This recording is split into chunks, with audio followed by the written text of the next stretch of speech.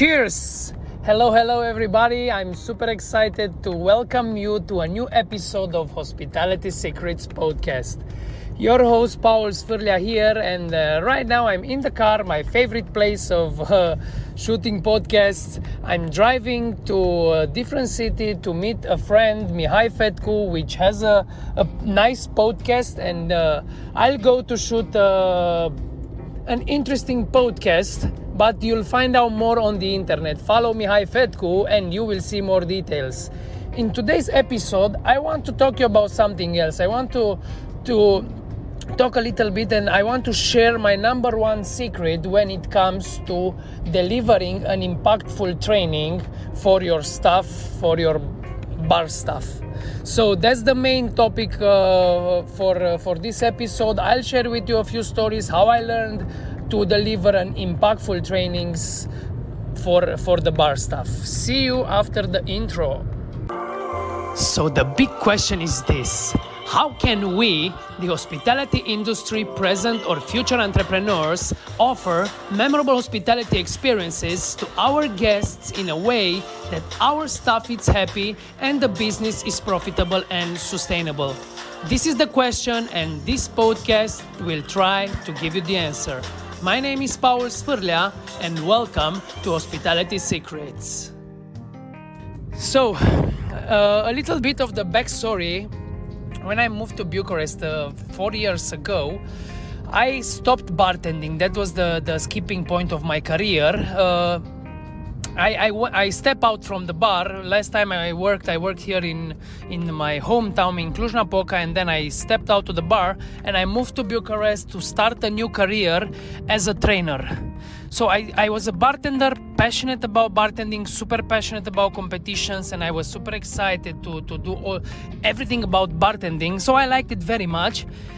And I took a big opportunity that arose to me. It's called the Diageo Bar Academy.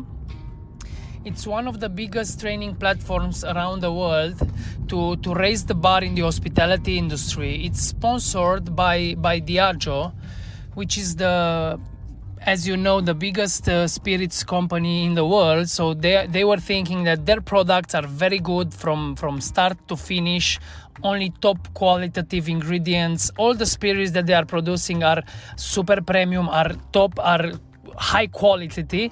And they noticed that they were missing one link, because it can be the best whiskey in the world if the waiter goes to the table very grumpy, very angry, and says, "What do you want?" "I want a Johnny Walker highball." Okay. Even though the Johnny Walker highball, it can be the best drink that they can have, the guests can drink, the experience would be very bad, because the guests wouldn't feel the whole experience. They will ruin the spirits, the ingredient, just by offering poor qualitative service. So this program started, the Diageo Bar Academy, and I just moved to Bucharest. It was my first time delivering trainings for bartenders, waiters, managers, owners. I was just a bartender, former bartender now. I was not working in the bar anymore. And my role was to drive in Romania, drive through the country and train the bar staff. Deliver trainings, teach them how to be better bar staff, which is kind of crucial if you think about it, about the turnover rate in our industry, and how often do people leave, and how often do we hire new people, new staff. And actually we need to train them, because if you don't train them, they will not deliver consistent quality. They will not deliver quality products, they will not deliver quality services, and overall experience of the guest would be a bad one. So it's an important link in the success of a bar or a restaurant is the how prepared are their staff. So I saw it as a big opportunity and a big responsibility from me to drive in the country and to train. I had like a target of 600 bartenders and waiters per year So I was driving a lot, and I was trying to have an impact because I felt directly responsible on training them, on teaching them, on coaching them how to be better bartender, how to be better waiter, and how to give better experience to their guests, so we can raise the bar in the hospitality industry. So this is what I took the role, but unfortunately it was very hard for me, to be honest. I was so nervous before every training. I was driving to the car like a few hours every day to a different city. I was arriving in the morning in the city, and then I had to half an hour, 1 hour to set up the room, the bar, the restaurant where I was training them, and then to deliver 3 hours trainings to the bar waiters, bar staff, who they were not so curious, they weren't so passionate to listen to 3 hours to a former bartender speaking about bartending and services and drinks and blah blah blah. So to be honest, I was very nervous. First weeks I didn't like the job, but it was the only job that I had. I moved with my wife from my hometown city, so we were just two of us in a bigger city. We didn't knew almost anybody in the city, so I had no chance of doing something else. I was just delivering trainings for the Diageo Bar Academy. Even though I didn't like those trainings, I committed to learn the skill of delivering qualitative and impactful trainings. But in the first months, I was just spilling out info. I had a lot of information, knowledge about bartending, about services, and I was just putting info out and talking to the bartenders, to the waiters, and telling them what, in my opinion, they should do in order to be better waiters, better bartenders.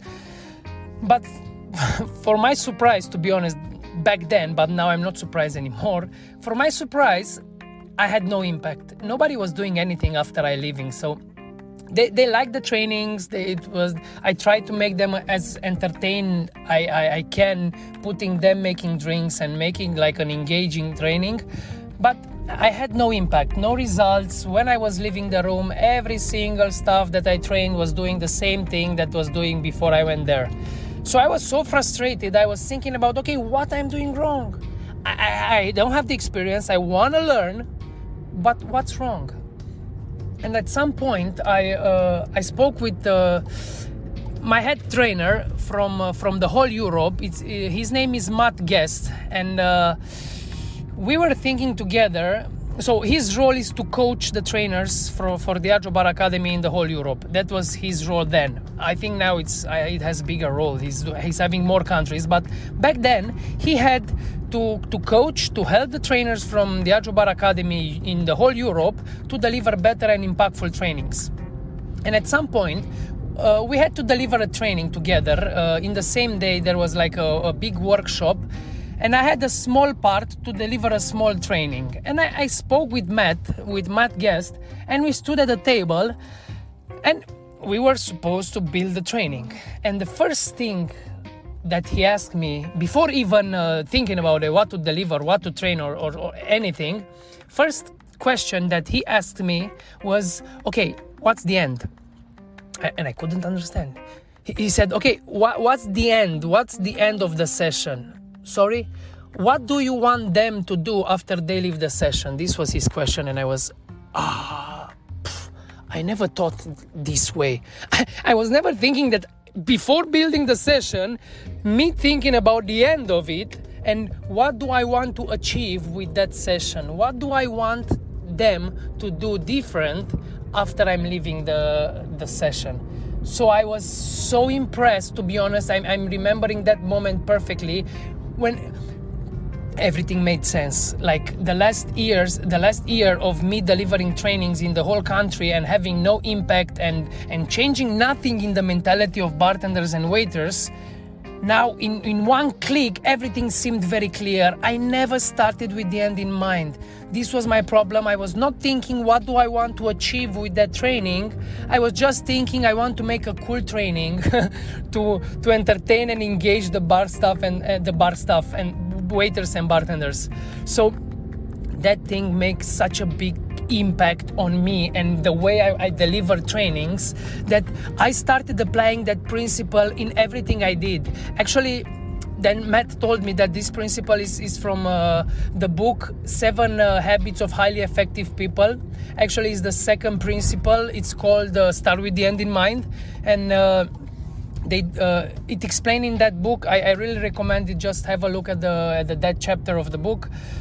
It says in the book, think about you being at your funeral.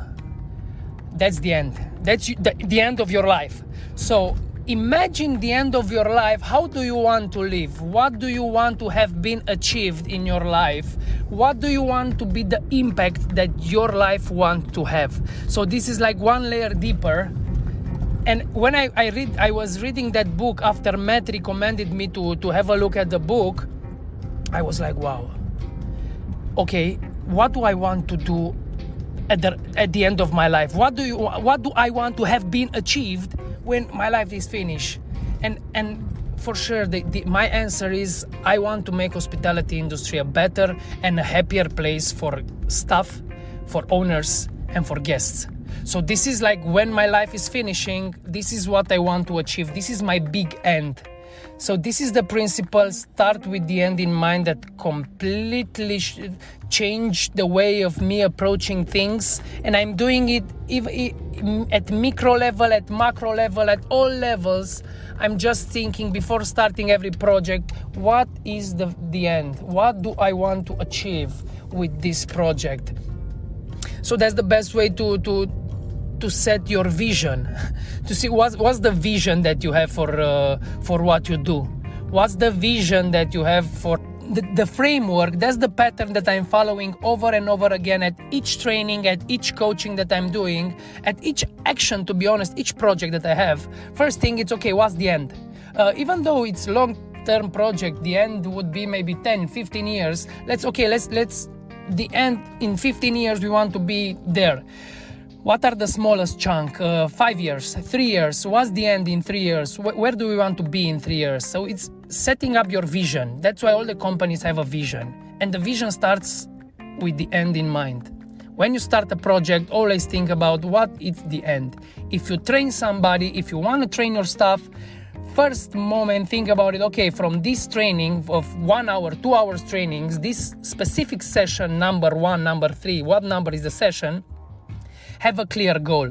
What do you want the trainee, the bartender, the waiter to do different after you finish the training with him? I think this is the biggest framework that I learned from Matt Guest, and I appreciate it, and I really like it that he taught me this thing, and it was such a powerful way, and I do apply this principle in every single project of my life. So that's it for today's episode. Don't forget, start with the end in mind. I hope you like it. It was useful. Paul Sfurlia here. See you to the next episode. Cheers.